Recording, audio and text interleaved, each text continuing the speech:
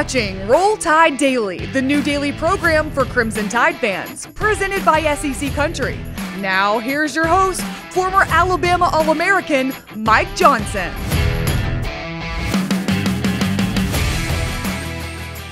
Hello, everyone. Welcome back in to Roll Tide Daily, this special Thursday edition. I am your host, Mike Johnson, and boy, I couldn't tell you, I could not be happier to be sitting back in this chair. Apologize for the day off yesterday. Just talking a little bit about the elephant in the room. SEC Country announces they'll be closing up shop yesterday, but they're going to have to drag me off of this set, kicking and screaming, trying not to bring you guys the latest news from Alabama football and all Alabama sports. We invite you to come in and hang out with us. We're going to be on the SEC Country Alabama Facebook page, the SEC Country Alabama YouTube page. We're on Instagram. We're on Twitter. We're talking Alabama football all day today, and can't wait to hear from some of you guys. Really, this Alabama football family is going to be a good landing spot for a lot of things going on up here at SEC Country. So looking forward to the conversation today. Looking forward to the conversation in the near future. We'll be back on Tuesday after a Memorial Day break. So don't go anywhere. We're still going to bring you the best Alabama content as long as we possibly can. And we're going to kick off to the comment section a ton. And all you guys are already starting to chime in. Got Andre Harris with a Roll Tide. You guys continue to comment. Now, I think today's a good day. We don't have any guests on today. I think today's a good day to start with a little bit of a question of the day. And the question of the day that came to my mind, a little bit of Throwback Thursday, we're going to ask you this. What's been your favorite game of the Nick Saban era? That's the last 10 years since Nick Saban's been in Alabama. The favorite game you have from the last 10 years, I think that's a good thing to kind of get that comment section rolling along today. A lot of good things being said about the Nick Saban dynasty, but a lot of people have a lot of good memories going back for the last 10 years. Mine personally, Florida Gators SEC Championship, 2009. It wasn't the national title, but it was getting over the hump, beating Tim Tebow, Urban Meyer, Brandon Spikes, and those Florida Gators. My favorite game that we've had under the Nick Saban dynasty. But without further ado, let's get rolling with today's topic number one. We're going to talk about the kicking game at Alabama. Yesterday, Alabama picks up a huge kicking commitment out of Hoover High School. Will Reichard, the number one kicker in the country from a ton of outlets, a guy that's been heralded as one of the top kicking prospects in a couple of years, commits to Alabama, wants to jump on with Alabama Crimson Tide, calls it his dream school, just down the street, like I said, at Hoover High School in Hoover, Alabama. There you see the graphic right there, tweeted out yesterday. He is committed to Alabama. He stacks on top of the number one class in the country already, moves Bama's composite 24/7 ranking score up to 252, 40 points ahead of second place Oklahoma. I know a lot of people at Alabama are excited about having Will Reichard on board, and I think it's interesting for a couple of different reasons to look at this Will Reichard situation. When you talk about kicking at Alabama, for a lot of times, it has been walk-on kickers. When I got to school, Jamie Christensen, walk-on kickers. Nick Saban was not really willing to go right out and offer scholarships to kickers. One of the guys that kind of come on board and prove themselves. Well, I think we all know as Alabama fans that the kicking situation has not been as great as Nick Saban would have wanted it to be. I think that he struggled at times. You look at the last few years, some of the kickers that have been highly ranked recruits haven't turned out to be what they wanted it to be. And I think that really getting a look at the inside situation on Will Reichard, when you look at this, the fact that Nick Saban is willing to have two kickers on scholarship, backing up Joseph Belovis from the class 2017, obviously targeting Will Reichard from the class 2019. This kid can kick, he can punt, he's accurate, he's got long distance, he loves Alabama, he's from just down the road, he's a great story, and I think for a lot of different reasons, he's going to fit in very well with this Alabama signing class. I think it's definitely a lot of good news. Now, I think what the most interesting thing here is talking about Alabama being the number one class is looking at how they got there. Because if you remember, last year wasn't the dream year that we've come to expect from Nick Saban and this Alabama coaching staff. It was a little bit of a down year. Now, here's the rankings here from the last, 8 years, 2011, 2017, average class ranking there on the 247 composite. Number one, average 5 stars, 4.7.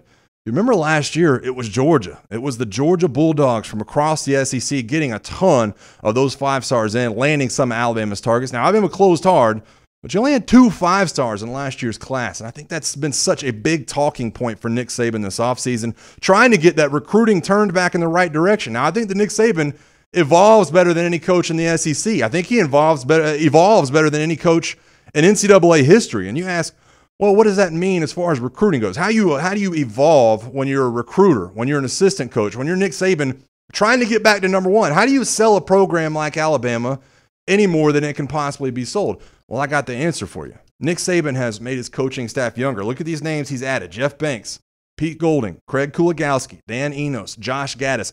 All these guys were brought on because of their recruiting prowess. All these guys were brought on because they're younger, because they can chop it up more so with these younger recruits than Nick Saban could have in years past. You've seen the Bama Shop Talk come on, the kind of online show where they talk in the barbershop and people get haircuts, and you get Julio Jones, you get Eddie Jackson.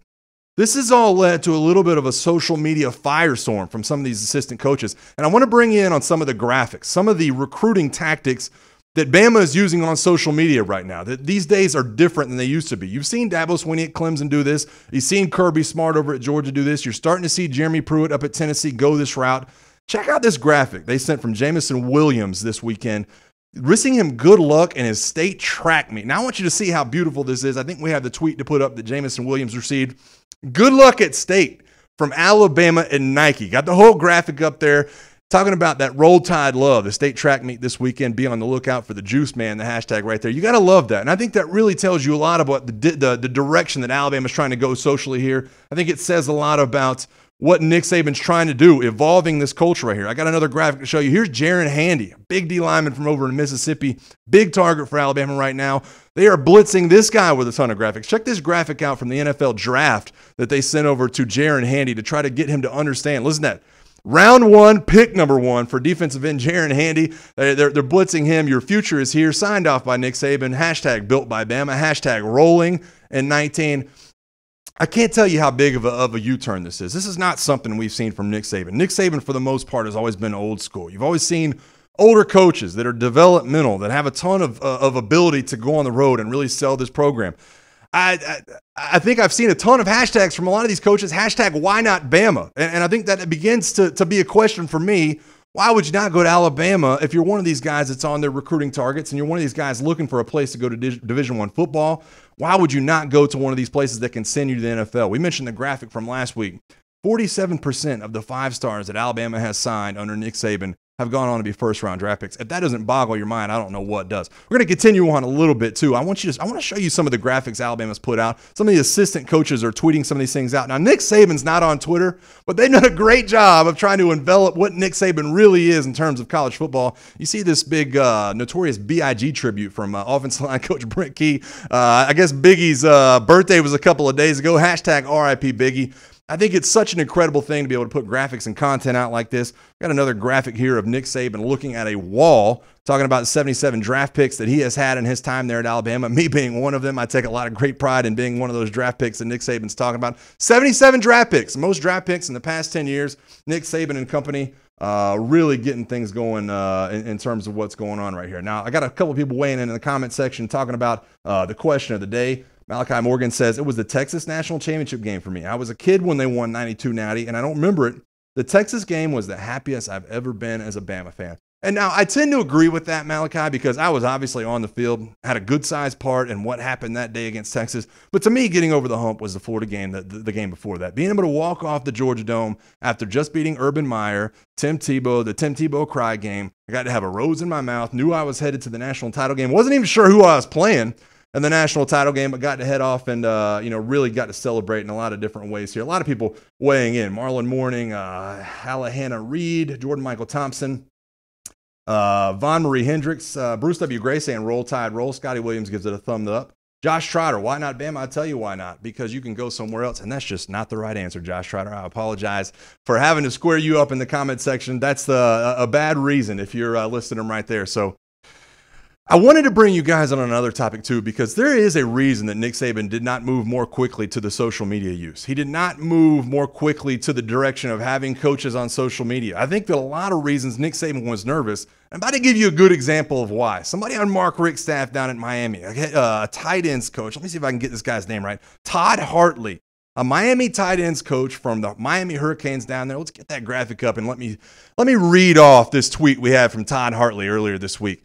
Commit, announce a new top 12, decommit, list final 5 official visits, tweet always open in new schools, announce final 8 schools that will get camp visits, narrow down to 2, have commitment ceremony with 5 hats, commit, sign on signing day somewhere else, hashtag respect my decision. Now, I'm not going to respect Coach Hartley's decision to tweet this because I think it's funny. What you're going to see out of Coach Hartley is that he's going to get an opportunity to go somewhere else as a offensive coordinator.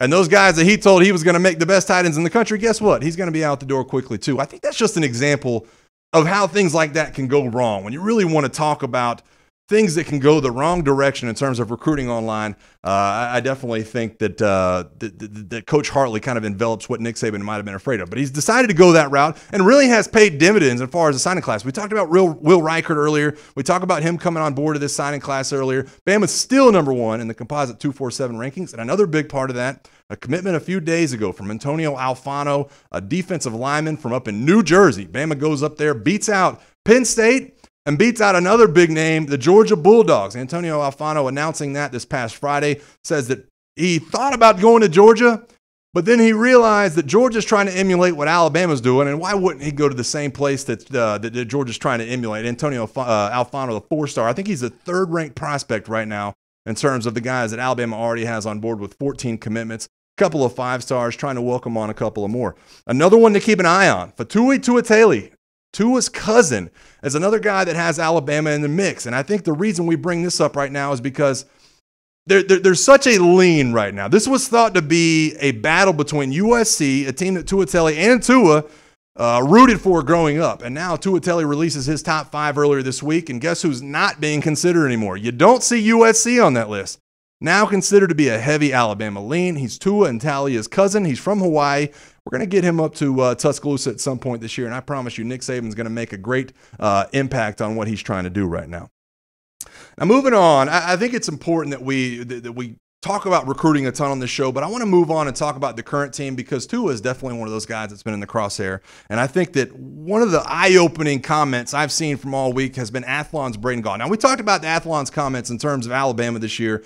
They expect Alabama to be the number 1 team at the end of the country. The postseason rankings that came out from Athlon earlier this year, and they talked about Tua and what they expect out of the quarterback position, what they expect out of him as a player. Here's the comments from earlier this week we read. It's no secret Tagovailoa might be the most talented quarterback signed by Nick Saban since arriving in Tuscaloosa in 2007. Hawaii native had all the talent needed to rank among the nation's best quarterback by the end of 2018. I think it was interesting. Braden Gall goes on the SC Country Alabama podcast a couple of days ago with Ryan Fowler, and he went one step further. I want you to hear this comment from Braden Gall from Athlon in terms of what he expects from Tua Tagovailoa and just how good he thinks Tagovailoa is.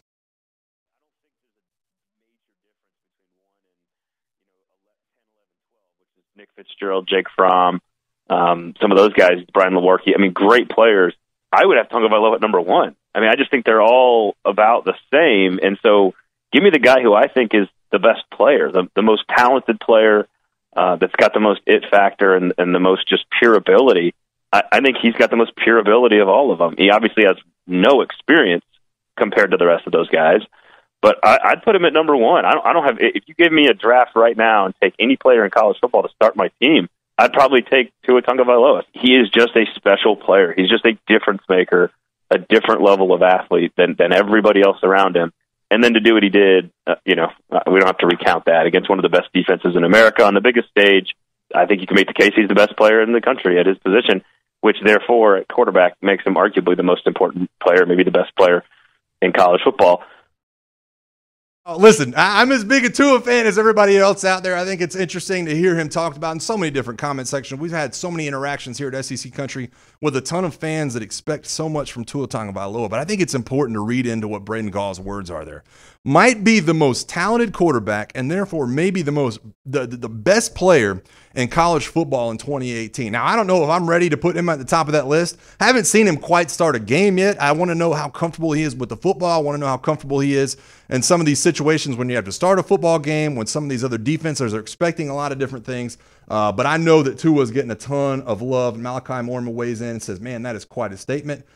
Cole Hodge, but Jalen Hurts is 26-2. Boy, I hear that argument a lot. I know you guys love to bring up Jalen Hurts' starting record. I think we all kind of expect Tua Tagovailoa to really be the starting quarterback when Alabama kicks it off this year, but I really am rooting for Jalen Hurts. I'm rooting for a lot of those guys, but Jalen Hurts, because he's put the team on his back at times in the last couple of years and has done a lot of good things and has kept his mouth shut for the most part and done his job, and that's all you can ask under Nick Saban. Going back to the question of the day, what's your favorite game from the Nick Saban era? Justin DelMarco weighs in.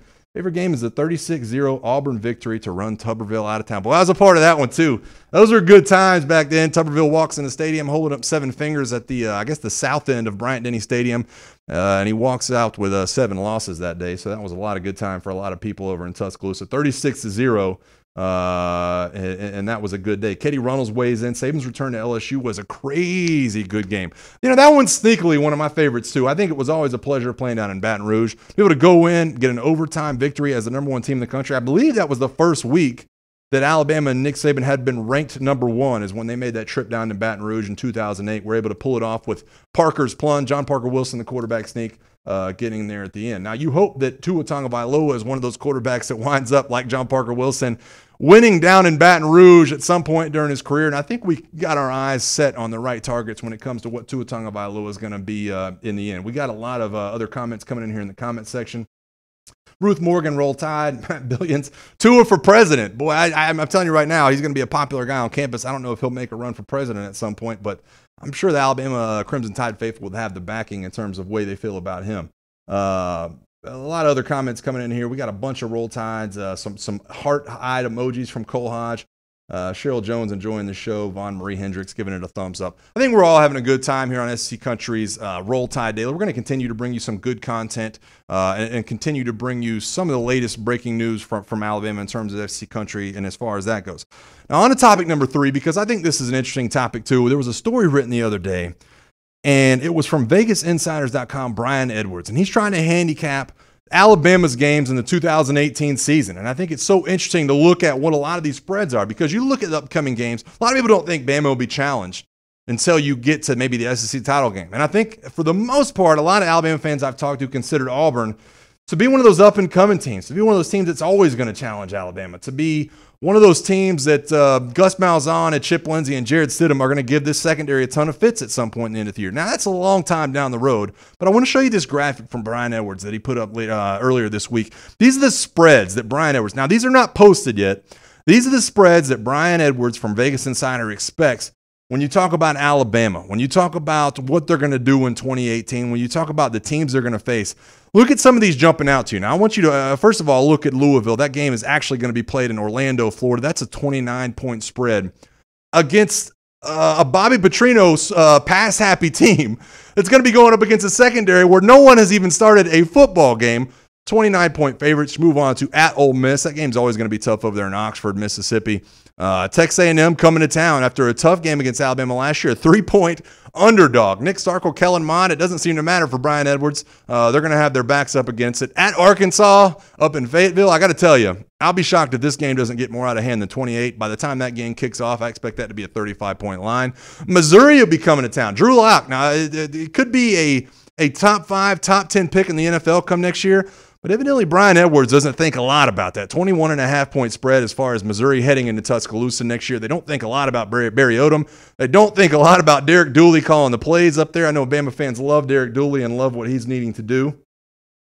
You look at Tennessee and Jeremy Pruitt, and Bama has to head up to Knoxville, but they don't think a lot about Jeremy Pruitt's team just yet. Not in the trenches. Talk about the offensive line. Talk about the defensive line. Then I think the biggest one to me is this one. You're heading down to LSU in Baton Rouge. Now, we mentioned a minute ago, somebody made the comment that 2008 LSU game is the biggest game on the schedule this year for Alabama. Maybe that 2008 game was a big one back then, but an 8-point underdog, LSU at home. This is a game that I know a lot of Bama fans feel comfortable about. You love talking about the 6 wins in a row over LSU. But 8 points down in Baton Rouge, that has been proven to be a tough game for the last few years. Now Bama's won 6 in a row. They've not all been comfortable. 10-0 a couple of years ago down in Baton Rouge on a very even game statistically. Very even game last year in Bryant-Denny Stadium statistically. 8 points. I think that kind of jumps out to me because we talked about earlier in this week what's really expected of a lot of these football teams. LSU is one of those teams that's expected to have an over-under of 6.5 wins. Think about how crazy that is. And the LSU teams you've known historically, what they plan on doing. Malachi Morgan, hashtags 7 in a row. A lot of people weighing in on the topic. Lindsay Page says, undefeated sounds like we need a Bama show all season. Yeah, I'd love to be able to bring you that, and I think that we're going to try to get that on the books. Brian Patterson, LSU looked decent in the spring. You never count them out. Now, they did look decent in the spring. I have to admit to that. They have, 5 transfer players, I believe, that are going to become big parts of this rotation. Braden Fajoko, the defensive lineman, Terrence Alexander, the DB. They've got a great cornerback in Greedy Williams, so that's always going to be a tough task when Bama heads down to Baton Rouge. I don't expect that to be a layup at all. I think Brian Edwards is smart when he starts to talk about an 8-point spread for this football team heading down to Baton Rouge. And I got to put the rest of the teams kind of on notice. Georgia, we have a lot of Georgia people in the office. Georgia's heading down to Baton Rouge later next year, and I got to be careful with that one because I think Georgia kind of thinks it's a slam dunk in a lot of different ways to run the table. I'm not sure many Georgia fans understand how tough that game is to play under the lights down in Baton Rouge and Death Valley. Marty Wade says always a game in Death Valley. I absolutely agree with that. It's one of the toughest games I've played. Anytime you went up against LSU, schematically LSU has struggled, and that's why you get the 8-point spread because athletically, they've always been a hard matchup for Alabama. They've always got the talent. They've always got the size. They've always got the speed to be able to do a lot of things that you don't expect them to be able to do. And that's why you see that 8-point spread for them right there. So I think that's kind of a big deal to bring up. I'd like to hear from you guys. What do you think would be the toughest game for Alabama this year? We highlighted Auburn right there at the end of that graphic. I think that sits at a 10.5-point spread right now. I think that's about right. Now, Auburn did go out and beat Alabama last year in terms of some of the things they're able to do with Kerryon Johnson. They didn't have Cam Petway on the field, but Jarrett Stidham made some good throws. The offensive line really rose to the occasion with some of the injuries Alabama had up front. 10.5 points. Now, I don't know that line will hold, but I think it's about right now. What you have is an Auburn football team that doesn't have Kerryon Johnson, that doesn't have most of the offensive linemen they had last year. You're going to ask them to do some blocking against the front seven in Alabama that can be very scary in a lot of different ways. Now, some of those guys moved on from Auburn's offensive line last year. They've got a couple of injuries, a couple of torn ACLs from the spring at wide receiver. Kerryon Johnson is off the NFL. So is Cam Petway. Jarrett Stidham really left holding the reins. I think you have to be careful if you're Gus Malzahn and Chip Lindsey going up against this Alabama front seven. I think if you're not really careful, that game might end up looking like that Clemson game from last year when Auburn goes on the road up to Clemson, South Carolina, and absolutely gets their offensive line demolished. I think 11 sacks Auburn was able to give up in that game. I think that Bama's defensive line can give those same kind of fits when you talk about really the pressure. Raekwon Davis, Terrell Lewis, some of the guys they're going to have up front. Christian Miller, I expect them to play a big part in that game being played in Tuscaloosa for a lot of different reasons. So the biggest game for me, obviously going back to LSU, I think you have that 8-point spread, but I expect Auburn obviously to be a big part of how this season ends. I think Auburn really is the only team that can get in the way of Alabama heading back to the SEC title game for the first time in a couple of years and possibly facing off against Georgia. So I love hearing you guys. James Perkins says maybe A&M. I think A&M is going to be a sneaky tough game as well. I gotta be honest with you. If you've watched our SEC Country Live show that I do in the afternoons with Brandon Adams, I've highlighted A&M as a team that I think can be scary. I think they had one of the best springs. I think they had one of the best turnouts. I think they've got one of the best quarterback situations when you talk about Kellen Mond and Nick Starkel. I think they've got a scary good offensive line at times, and I think they're going to have a good running game. So I think that's going to be a tough task. I'm glad that game will be played in Tuscaloosa. Brandon Walker chimes in and says Mississippi State. I know that a lot of people are high on Mississippi State. I know a lot of people in this building are high on what Mississippi State can bring. I think they returned 19 of 22 starters. They've got a scary good defensive line. Nick Fitzgerald will have some weapons to turn around and hand the ball off to. Wide receiver core is going to be a little bit of a weakness for Mississippi State. But I haven't seen Mississippi State beat Alabama in so long that I kind of tend to kind of snooze on that game. Maybe it will be a closer game. It was a close game last year. But being in Tuscaloosa this year, I don't think that scares me as much as going on the road to Baton Rouge or having Gus Malzahn and Jarrett Stidham kind of throw the ball around on your defense. John Billingsley says A&M needs to learn how to play a second-half game. And, I think that comes from their secondary. I think that comes from the linebacking core. I think that's something Jimbo Fisher will be able to bring down to College Station in the end, bring a little bit of that toughness around in terms of what you're trying to get done. I think that sends A&M to the next level. Now, I don't know if it's going to be this year. I don't know if it's going to be next year. But I think A&M really is going to start to supplant LSU as one of those teams that you find scary on a yearly basis. Katie Runnell says, despite my hate of Auburn and LSU, those two games scare me the most every year. I couldn't agree with you more. I think that there's so much on the line in terms of bragging rights down in Baton Rouge, going to Auburn, whether or not one of those teams is coming to Tuscaloosa. I think it's a very scary thing anytime you have to match up with one of those. So tune in to SEC Country Live this afternoon if you guys want to catch back up and continue the conversation. My name is Mike Johnson, and it's like I led off the show with.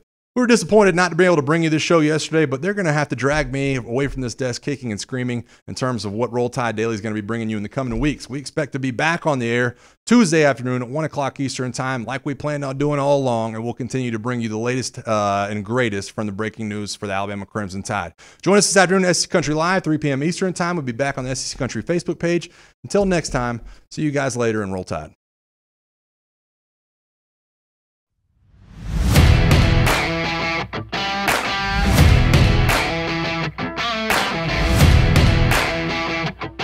You've been watching Roll Tide Daily, the new daily program for Crimson Tide fans, presented by SEC Country.